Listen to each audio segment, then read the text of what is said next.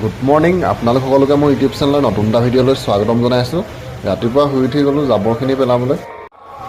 আজি মানুহ বহুত আছিলে হ'লে অকণমান সময় ৰখিবলগীয়া হ'ল আৰু আহি চাহ খোৱা কাপকেইটা ধুই এতিয়া ওলাইছোঁ বজাৰলৈ যাবলৈ, গাহৰি আনিবলৈ। বজাৰলৈ আমাৰ ৰুমৰ পৰা 3 কিলোমিটাৰমান হয়। মমাই এজনে ওচৰৰে দাদা এজনৰ বাইক এখন লৈছে, বাইকতে আমি এতিয়া আহিছোঁ গাহৰি নিবলৈ। আৰু গাহৰি মাংস নিবলৈ মই আগতে অহা নাই ইয়ালৈ, তো আজি প্ৰথম আহিছোঁ ইয়ালৈ। গাহৰি মাংস পোৱাৰ দোকানখন ৰুমৰ পৰা অলপ দূৰত আছে আৰু আহি আমি বজাৰ পালোঁহি। বজাৰ পাই অকণমান সময় ৰখিবলগীয়া হ'ল।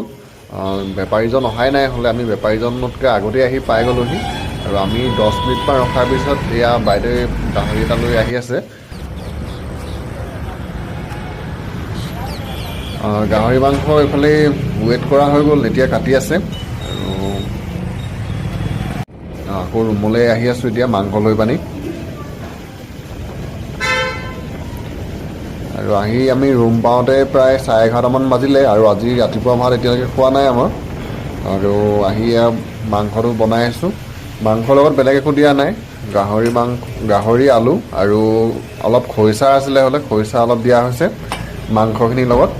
আৰু সিজাৰ অকণমান সময় পিছতে অলপ বাকী থকাত পানী অকণমান দিয়া হ'ল, যিহেতু আমি বেলেগ শাক বনোৱা নাই আজি, অকল গাহৰিৰ লগতে ভাতটো খাব লাগিব, তো সেইকাৰণে অকণমান পানী দিলোঁ আৰু পানী দি ইয়াৰ লাষ্টত আমাৰ মাংসখিনি এনেকুৱা হ'ল, তো খাবলৈ খুবেই ভাল হৈছিলে।